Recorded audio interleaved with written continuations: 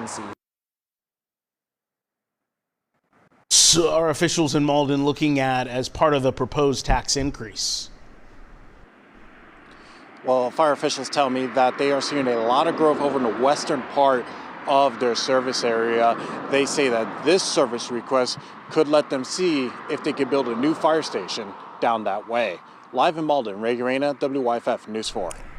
Thanks, Ray. To Anderson County now, where a crash that injured 12 people is still under investigation tonight. It happened this afternoon on Joe Black Road. Exclusive Sky 4 video shows several vehicles were involved in this crash. So far, there is no information on the conditions of the 12 people hurt. A medical helicopter was called to the scene. No other details have been released yet. Stay with WYFF News 4 as we learn more. Belton could soon dissolve its police department. If it's approved by County Council, the Anderson County Sheriff's Office will take over coverage of that area. The officers will not lose their jobs, but would become deputies instead. The agreement says around 10 deputies will be allotted to the city. I don't see any problems with it. It's going to be, they're going to have people stationed here, and so we hadn't had a problem at all. I mean, we've been blessed, we really have, but it'll work out good. I don't see any negatives to it, to be honest with you. The sheriff's office could be taking over as soon as July 1st. Asheville police say an officer was hurt as he was trying to arrest a wanted felon. They say it started Sunday when officers spotted a vehicle with a fake license plate on Hanover Street. We're told when officers made contact with the driver, they found out he was wanted on an open warrant for assault. Police say while trying to take 26-year-old Xavier Avery into custody, he violently assaulted several officers, hurting one of them.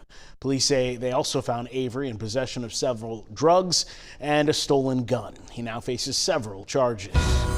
Turning to Commitment 2024 coverage, tonight we have learned several races in the Georgia primary will go to a runoff. It will be held June 18th.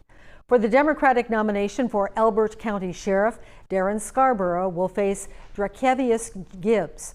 In Franklin County, there are several runoffs for Republican nominations.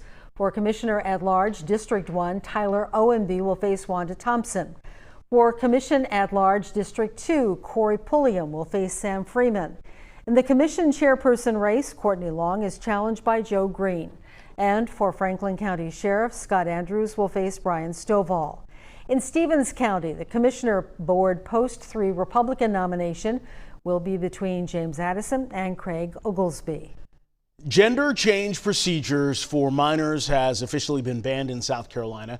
Governor Henry McMaster signed a bill that stopped physicians from providing hormone treatment, puberty blockers, and surgeries to patients under 18. The bill takes effect immediately. Those already undergoing treatments can continue if doctors believe stopping them immediately would cause harm. Right now in Spartanburg County, a bridge is closed after DOT officials deemed it unsafe. Exclusive Sky 4 video of the closure on Cannons Campground Road. We are told after inspection, officials found the bridge was unsafe for travel. It will stay closed until it can be fixed.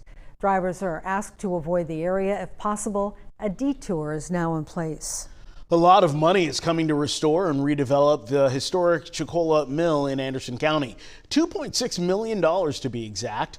Today, Honeypath was awarded the grant from the Environmental Protection Agency for its remediation and cleanup efforts at the mill. Honeypath is one of only 35 cleanup grant recipients in the Southeast. We're told the funding comes from the bipartisan infrastructure law. Right now, the White House is pushing back after 3 European countries say they would recognize a Palestinian state. Today, the White House said President Joe Biden believes a Palestinian state should be recognized through negotiations, not through unilateral recognition. This comes after Spain, Norway, and Ireland announced plans to formally recognize the state of Palestine, joining 140 other nations that have already done so. Shortly after the announcement, Israel recalled its ambassadors from all 3 countries. The National Weather Service is in Greenfield, Iowa right now trying to officially determine how strong a massive tornado was that destroyed parts of the town. Right now, it's tentatively rated an EF3, but officials say that could change as they look at more damage in the coming days. Today, officials confirmed 5 people died in Tuesday's storms in Iowa. Search and rescue efforts are still going on tonight. NASA says Boeing needs to do more work on its Starliner before it can go into space. The Starliner's maiden crewed voyage was supposed to be this Saturday. There have been previous delays already this month, including a helium leak. This mission may be the last major step before NASA decides if Boeing's spacecraft is ready to be part of its commercial crew program. Whenever it lifts off, the astronauts will go to the International Space Station for a week. Fixing congested roads in the upstate. With so many streets having attention, where do officials even start? We look at 4 projects at the top of that list. Ooh, a mild, muggy night taking shape. Temperatures get close to 90 later this week. I'll show you what that means for storm chances straight ahead.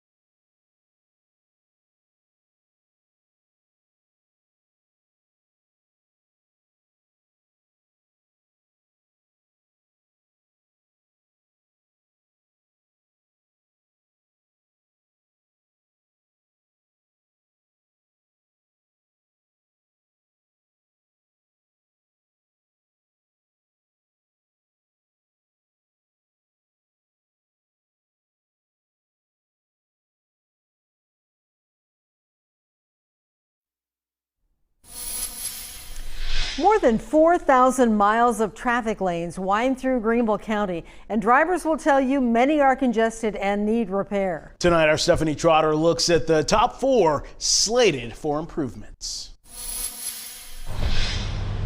Jeffrey Hickman slides behind the wheel, canvassing the county for Uber. It's frustrating. He sees it all Like, I am not driving on Woodruff Road. There's no way. and hears it too. When people visit here, they love coming here. The only thing that I hear them say negatively on a consistent basis is how bad the roads are. Cracking asphalt and potholes, wrecks and congestion, with impatient drivers hitting the gas. An average day, I would see 5 to 6 people run red lights. I'm not talking about a little bit, but I'm talking about run them, because they're just so in a hurry. When it comes to congestion relief projects, funding comes primarily from the federal and state government.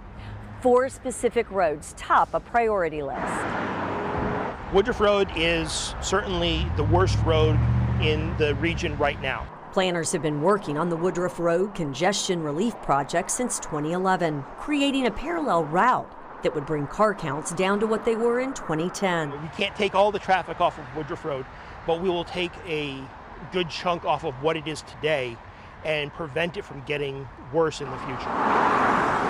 Lawrence Road serves as a corridor into downtown. Planners hope to create change here that will increase pedestrian, bus, and bike use. Wade Hampton is facing the biggest change, with Church Street to Bob Jones University morphing into an urban corridor. North of that, new medians and access openings will ease congestion on a super street running to Spartanburg. West Georgia Road and Fork Shoals are priorities to the south, where farm-to-market roads have grown into suburban thoroughfares. Many of those roads are already built at lower than what today's standards are for road design. And so those need to be improved as development occurs. The transportation planner warns new projects could take longer than a decade. It is going to be a long time from when we figure out what projects need to be done to actually planning them, to getting them in design, and then getting them to construction. A not-so-fast lane, racing against the region's growth. In Greenville County, Stephanie Trotter, WYFF News 4.